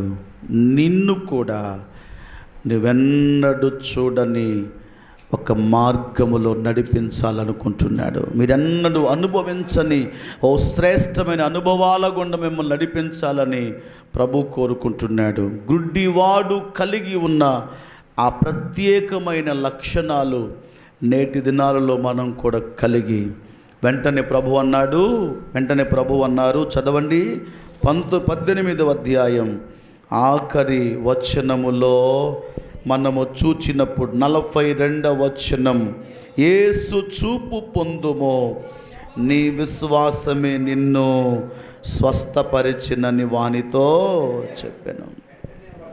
యేసయ్య ఏమన్నాడు? ఫస్ట్ మాట యేసయ్య ఏమన్నాడు? అందరు చెప్పండి ఈ మాట, కొంచెం గట్టిగా చెప్పండి. ఎవరు చెప్పారు ఈ మాట? పేతురు గారు చెప్పారా? ఏమండి ఎవరు చెప్పారమ్మా ఈ మాట? ఎవరు చెప్పారు? చూచారా? ఎంతోమంది చెప్పుంటారు ఆయనకి, నీకు చూపు రాదారా, నీకు చూపు పెట్టొస్తుందా, ఎరా చూపు వస్తా రాదా నీకు? ప్రశ్నించేవాళ్ళు లేరంటారా? 1,000 మంది ఉన్నారు. యేసయ్య ఏమన్నాడు సింపుల్గా? సిలోయమనే కోనేటి దగ్గర వానినైనా ముట్టి ముట్టి ముట్టి ఉమ్ము కిందేసి బురద చేసి వాని కళ్ళకు రాసి కొంత పని చేశాడు దేవుడు. ఎక్కడ సిలోయమనే కోనేటి దగ్గర గుడ్డివాడుంటే వాడిని పట్టుకున్నాడు, దగ్గరకు రమ్మన్నాడు. నోటి నుండి ఉమ్ము కింద వేశాడు దేవుడు. ఆ ఉమ్మిలో అంటుకున్న మట్టిని బురదగా చేశాడు, 2 కళ్ళకు రాసి ఆ కోనేటిలోనికి వెళ్ళి నీ కళ్ళు కడుక్కోపో అన్నాడు. వానికన్నా దేవుడు ముట్టుకొని ఆ పని చేశాడు, కానీ వీని దగ్గర అటువంటి పనులేమీ చేయలేదు. ఒక్క మాట, చూపు అన్నాడు అంతే. ఆయన మాట ద్వారా ఆజ్ఞాపించాడు. స్తోత్రం చెప్పు గట్టిగా. నిన్ను ఆటంకపరిచేవి, నేను ఇబ్బంది పెట్టే ఏమైనా ఉంటే నీవు ఎన్నో ప్రయత్నాలు చేయాల్సిన పని లేదు. ఆయన సన్నిధిలో నిలబడి బిగ్గరగా ప్రార్థన, కన్నీటి ప్రార్థన, విజ్ఞాపన ప్రార్థన నీవు చేయగలిగి దేవుని సహాయమును పొందుకోగలిగితే నిన్ను ఆటంకపరిచే వాటిని ఆయన మాట ద్వారా గద్దిస్తాడంతే. దేవునికి స్తోత్రం కలుగును. గద్దించాడా లేదా? చూపు పొందుము అన్నాడు. వెంటనే వాడు ఏం చేశాడట? చూపు పొంది దేవునిని మహిమపరచుచు ఆయనను వెంబడించాడు. వీళ్ళలో చాలా అనుభవాలు ఉన్నాయి. ఇక్కడ గుడ్డివారిలో ఎన్నో అనుభవాలు. చూపు పొందుకున్నాక ఫస్ట్ ఏం చేయాలంటే, నన్ను ఫస్ట్ మమ్మే చూడాలా. ఎవరిని? ఫస్ట్ చెప్పరండి. ఫస్ట్ నన్ను గన్నా నా తల్లి చూడాలా, నన్ను గన్నా నా తండ్రి చూడాలా. మంచిదే, మంచి ఆలోచనలే, తప్పని మనం అనుకోవడానికి అవకాశాలు లేవు. లేకపోతే భార్య ఉంటే ఫస్ట్ నా భార్యే చూడాలా. కొంతమంది అదేందో లేవగానే భార్యని పిలుస్తుంది, ఆ భార్యను చూసి కానీ పని మొదలు పెట్టరు కొంతమంది. అందుకే మనం పొద్దున్నేసి ఎవరి మొహం అంటమా మనం, పొద్దున్నేసి ఎవరి మొహం చూసావు నువ్వు అంటాం. అంటే పొద్దున్న లేవగానే ఎవరో ముఖం చూస్తే కానీ ఒక అదృష్టం. కొంతమంది లేవగానే పరుచు చూసుకుంటారు. అంటే పొద్దున్న లేవగానే ఫస్ట్ ఆ పరుసులో ఉన్న 500 చూసుకొని అమ్మ అని జీవలో పెట్టుకుంటారు. కొంతమంది లేవగానే దేవుని ఫోటో చూసుకుంటారు. కొంతమంది లేవగానే కొంతమంది అర్థం చూసుకుంటారు. అబ్బా ఎంత గ్లామర్ వచ్చిందిరా నీకు. ఫస్ట్ ఈ గుడ్డివాడు ఎవరిని చూశారంటే, ఇలా చెప్పాలనుకుంటున్నాను, సృష్టికర్త అయిన దేవుణ్ణి చూచాడు. నీ నీ నీ నీ గమనం ప్రతిరోజు, నీ ప్రారంభం దేవునితో ప్రారంభించబడాలి, దేవునితోనే ముగించాలి. ప్రారంభం దేవునితో ఉండాలి. ప్రభుని చూడగానే నా వైపు చూడండి, వాడికి స్వస్థత వచ్చింది, చూపు వచ్చింది, ప్రపంచం చూడడం మొదలుపెట్టాడు. అబ్బా ఏనుగంటే ఇలా ఉంటుందా, పులిలా ఉంటుందా, కుక్కెలాగా ఉంటుందా, గాడిదలాగా ఉంటుందా, ఓ ఆయన ఇలా ఉంటాడా, ఈయనలా ఉంటాడా అని సంబరపడుతూనే, వింటున్నారా, వెంటనే పరిగెత్తుకుంటూ ఇంటికి వెళ్ళలేదు, సృష్టికర్త అయిన దేవుని వెంబడించటం ప్రారంభించాడు. ప్రభువుని వెంబడిస్తున్నాడు, ప్రభువు వెంట నడుస్తూ ఉన్నాడు, ప్రభువుని స్తుతిస్తున్నాడు. నాకు ఇదిగో జన్మనిచ్చింది నీవే, నాకు మరలా పునర్జన్మనిచ్చింది నీవే, అవకాశం ఇచ్చింది నీవే, విలువనిచ్చింది నీవే, గుడ్డివాడు అనే నిందను తొలగించింది కూడా నీవే అని ప్రభువుని స్తుతిస్తూ చిరకాలము దేవునితో గడిపే ఒక తీర్మానం చేసుకున్నాడు గుడ్డివాడు. ఇందులో ఎన్నో పాఠాలు మనం నేర్చుకోవాలి. చప్పుడు విన్నాడు, కేకలు వేశాడు, బిగ్గరగా కేకలు వేశాడు. అప్పుడు ఇవి చేసిన తరువాతనే తను ఎన్నడూ చూడని వినని కార్యాలు వాని బ్రతుకులో ప్రారంభమయ్యాయి. ప్రభువు నిలిచాడు, ప్రభువు తన ప్రయాణమును ఆపుకున్నాడు, దగ్గరకు రమ్మని పిలిచాడు. ఏం కావాలి నీకు? నా వల్ల నీకేం కావాలి? What you want? నీకేం సహాయం చేయాలా? ప్రభువుని అడిగాడు. నాకు ఒక్కటి కావాలయ్యా, నాకేమీ వద్దు, నాకేమీ వద్దు, నాకేం కావాలి, ఏం కావాలి. కొంతమంది భలే కోరికలు ఉంటాయి. రంగులు రాటం ఎక్కాలయ్యా, ఏందట, తిరణాలపై రంగులు రాటం ఎక్కాలయ్యా, అదొక్కటే ఉందయ్యా నా కోరిక. ఏంది అది? అది ఇప్పుడు చెప్పనయ్య గారు, టైం వచ్చినప్పుడు అంట. ఏం కోరికలు రా నాయన, టైం రావటం ఏంది, ఇప్పుడు చెప్పకపోవటం ఏంది, నీకేం కావాలి? వాక్యం సెలవిస్తూ ఉంది, ఏది కావాలో అది అడిగితే ప్రభు తప్పక సహాయము చేస్తాడు. పొందుకున్నాడు, ప్రభువుని వెంబడించడం ప్రారంభించాడు. నేను అనుకుంటున్నాను అతడు కూడా ఒక నమ్మకమైన శిష్యుడుగా ప్రయాణం చేసి దేవుని పరిచర్యలు తన ప్రాణాన్ని ముగించాడేమని అనుకుంటున్నాను. అటువంటి బలమైన కృప ప్రభు ఎంత దినాల్లో ప్రభు మనందరికీ ఇవ్వాలని కోరుకుంటూ, గ్రుడ్డివాని వలె మనం కూడా ఎక్కువగా ప్రార్థనలు గడుపుదామండి. కృతజ్ఞత కలిగి ఉందాం. ఈ నెల దేవునికి మనము కృతజ్ఞత కలిగి జీవించే రోజులు ఇంకొక వారం ఉంది అనుకుంటున్నా, అంతేనా? ఇంకొక వారం ఉంది. కనీసం ఆ వారమైన కుటుంబ సభ్యులతో, ఫ్యామిలీతో అందరూ కలిసి కలకలలాడుతూ అందరూ, క్రిస్మస్కి కాదు కనపడేది, థ్యాంక్స్ గివింగ్ నెలలో కనపడాలా. ప్రభు ఆరోగ్యం ఇస్తేనగా మనం పని చేసుకునేది. అదే ఆరోగ్యం బాగోలేకపోతే మనం ఏమీ చేయలేం. ప్రభు ఇచ్చిన అవకాశాన్ని గ్రుడ్డివాడు వినియోగించుకున్నాడు. అలా వినియోగించుకొని గ్రుడ్డివారంగా ఉండొద్దు. దేవునికి స్తోత్రం కలుగునుగాక. మనం వెలిగింపబడ్డాం, మన కన్నులు తెరవబడ్డాయి.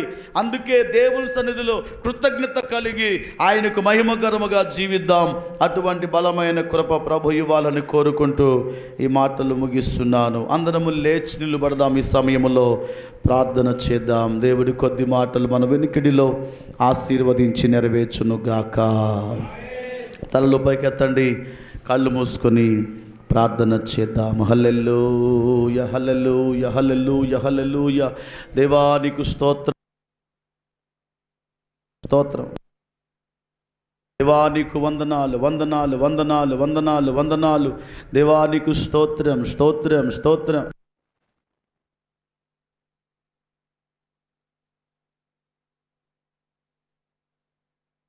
దేవా నీకు స్తోత్రం, స్తోత్రం, స్తోత్రం, స్తోత్రం, స్తోత్రం. హల్లెలూయా, హల్లెలూయా, హల్లెలూయా. అందరము చేతులు పైకెత్తి, దేవా ఒక నూతన విధానమును అడుగులు వేయాలి, క్రొత్త సంగతులు చూడాలి. ఇప్పటికే 11 నెలలు చివరిలో నేను ఉన్నాను. ఇంతవరకు ఎన్నడూ చూడని కొంత అనుభవాల గుండా నేను ముందుకు సాగిపోతాను తండ్రి అని ప్రభు సన్నిధిలో మనం ఇలాగూ ప్రార్థన చేద్దాం. హల్లెలూయా, హల్లెలూయా, హల్లెలూయా. దేవా దేవా నీకు స్తోత్రం, స్తోత్రం, స్తోత్రం, స్తోత్రం, స్తోత్రం, స్తోత్రం, స్తోత్రం, స్తోత్రం. ఒక నూతన విధానములోనికి మనం వద్దాం. హల్లెలూయా, హల్లెలూయా. బెత్సయిదా గ్రామాన్ని, కొరాజీన గ్రామాన్ని దేవుడు గద్దించడానికి గల కారణాలు కూడా లేకపోలేదు. తూరు సీదోను ప్రాంతాన్ని దేవుడు దర్శించాలనుకున్నాడు. పాత నిబంధన కాలములో ఏ ఏ ప్రాంతాలు ప్రభు దర్శించలేకపోయారో వాటిని దర్శించాలనుకుంటూనే ఆయన ఎరుకో ప్రాంతానికి వచ్చారు. ఎరుకో ప్రాంతములో ఎవరు కనబడుతున్నారు? గుడ్డివాడు కనబడుతున్నారు. ఎరుకో ప్రాంతమంతా దేవుని మహిమను చూడకుండా ఉన్న ప్రాంతంగా కనబడుతుంది. ఎరుకో ప్రాంతం అంతా కూడా అంధకారము నిండిపోయిన ప్రాంతం కనబడుతూ ఉంది. నేటి దినాలలో ఎరుకోవలే ఉన్నావా? గుడ్డివానిగా ఉన్నావా? దేవుని మహిమను చూడలేక, దేవుని ప్రకాశమును చూడలేక, దేవుని యొక్క ప్రకాశమానమైన ఆ మహిమను సన్నిధిని చూడలేక, పొందుకోలేక ఇంకా గుడ్డివానిగా ఉన్నావేమో. ఎరికో పట్టణం నాశనకరమైన పట్టణం, శాపగ్రస్తమైన పట్టణం. ఇంకా శాపకరమైన జీవితం ఒకవేళ జీవిస్తున్నావేమో. ఈరోజు దానిలో నుండి, గుడ్డితనములో నుండి, అంధకారములో నుండి, మరణాంధకారములో నుండి, భీకరమైనటువంటి దేవుని పిల్లరా ఆ యొక్క చీకటి కలిగిన ప్రదేశములో నుండి నిన్ను వెలుగుకరముగా చేయాలని, నీవెన్నడూ చూడని కొత్త కొత్త సంగతులు ప్రభు నీకు చూపించాలని ప్రభు ఎరికోకు వెళ్ళాడు ఆ రోజు. ఈరోజు నీ దగ్గర కూడా వస్తూ ఉన్నాడు. ప్రభు చప్పుడు విన్నావు, రక్షణ రుచి చూచావు. దేవుని సన్నిధిలో ఒక విశ్వాసి కొనసాగుతూ ఉన్నావు. కొనసాగుతున్న మీ జీవితాలలో ఎప్పుడైనా ఆయన శబ్దమును, ఆయన స్వరమును, ఆయన గుండె చప్పుడు, ఆయన ఉద్దేశం ఎప్పుడైనా నువ్వు తెలుసుకున్నావా? ఇప్పుడు వెళుతున్నటువంటిది యేసయ్య కాదు అని గ్రహించాడు. నాలో ఉన్న అంధత్వమును తీసివేసేవాడని గ్రహించాడు. నన్ను వెంటాడుతున్న చీకటి కార్యములను తొలగించేవాడని గ్రహించాడు గుడ్డివాడు. నీవెందుకు గ్రహించలేకపోతున్నావు? నీవెందుకు తెలుసుకోలేకపోతున్నావు? ఇంకా తెలుసుకోకుండా, ఇంకా గ్రహించకుండా అలాగే ఉంటే నీకంటే గుడ్డివాడే నయమని దేవుని వాక్యం సెలవిస్తూ ఉంది. యెహోషువ అంటున్నారు, ఇప్పుడు వెళ్ళుచున్న త్రోవ ఇంతకుముందు వెళ్ళింది కాదు, ఒక నూతన మార్గం. 2025వ సంవత్సరములో మన ముగింపులో ఉండబోతున్నాం కదా. ఈ సంవత్సరం అంత ఏదైనా నీవు పొందుకోకపోతే నూతన సంవత్సరానికి ముందు ఉన్న ఈ నెలలోనైనా కృతజ్ఞత కలిగి దేవుని కృపలో మనం వర్ధిల్లడానికి ఒక నూతన తీర్మానం మనం చేసుకుందాం. ఐగుప్తు విడచిన విశ్వాసయాత్ర, కానాను యాత్ర, ఇది ఆత్మీయ యాత్ర. కానాను యాత్ర, ఇది యాత్ర. ఐగుప్తు విడచిన విశ్వాసయాత్ర, ఐగుప్తు విడచిన విశ్వాసయాత్ర.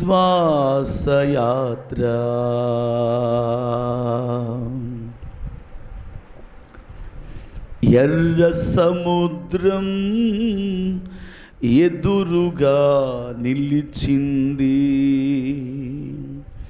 ఫరో సైన్యము వెనుక తరుముతుంది.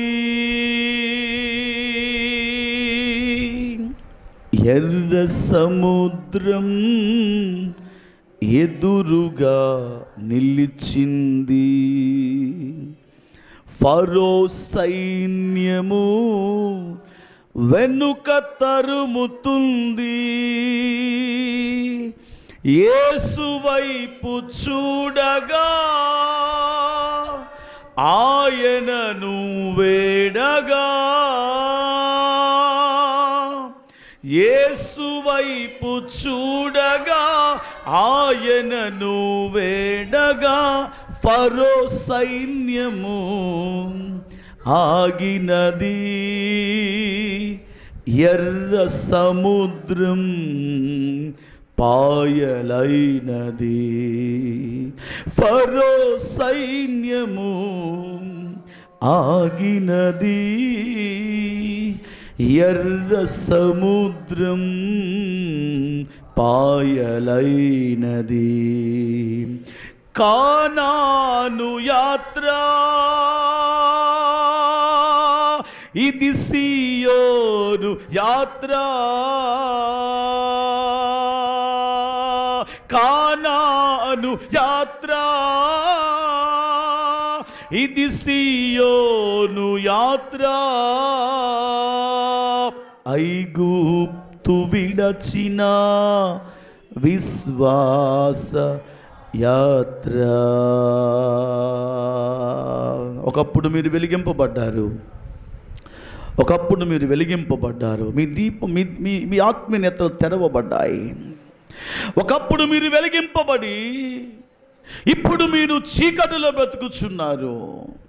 ఒకప్పుడు మీరు దేవుని మహిమను పొందుకొని ఇప్పుడు మహిమను కోల్పోయిన వారుగా ఉన్నారు. కొరింథీలో ఉన్న సంగమా, ఎంతకాలము ఈ గుడ్డితనం, ఇంకెంతకాలము దేవుని మహిమను చూడని బెత్సయిదా కొరాజీన వలె బ్రతుకుచూ ఉంటావు.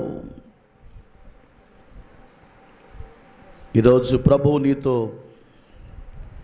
ప్రత్యేకంగా మాట్లాడుతున్నాడమ్మా. రండి దేవా, నేను ఇప్పుడు చూచిన వాటికంటే రాబోయే కాలములో అనేకమైన కొత్త కొత్త విషయాలు మీ నుండి నేర్చుకోవాలనుకుంటున్నానయ్యా. మీ ద్వారా నేను పొందుకోవాలనుకుంటున్నాను. నిజముగా నీ సన్నిధిలో కృతజ్ఞత కలిగి ఉండలేని ఒక అభాగ్యుడు నాయన, అభాగ్యురాలు, నన్ను క్షమించుము. ఈరోజు నుండి ఒక సమర్పణ కలిగిన వ్యక్తిగా నేను జీవిస్తాను. ప్రియులారా, ఏదైతే మనం పోగొట్టుకున్నామో దానిని మరలా మనకివ్వడానికి చీకటి అనబడిన ఈ పాపమును, ఆ పాపపు చీకటి పొరలను తొలగించడానికి, అందులో నుండి ఒక వెలుగును నీకు ప్రసాదించడానికి 2025 సంవత్సరాల క్రితం ప్రభువైన యేసయ్య మన కొరకు ఈ లోకానికి తెంచి 3.5 సంవత్సరాలు 30 ఏట సువార్తను ప్రకటించి ప్రారంభించి 3.5 ఏండ్లు ప్రకటించి యవన ప్రాయములో తన విలువైన రక్తమును మన కొరకు చిందించి ప్రాణత్యాగము చేసి మన కొరకు సమాధి చేయబడి 3వ దినమున మృత్యుంజయుడుగా లేచి పరలోక రాజ్యమునకు వెళ్ళి ఇప్పుడు ఆయన మరలా తిరిగి రాబోతున్నారు.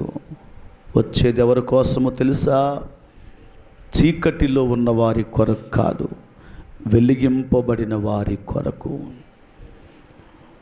ఆగిపోయిన వారి కొరకు కాదు, స్వస్థత పొంది ప్రభువుని వెంబడించుచున్న వారి కొరకు.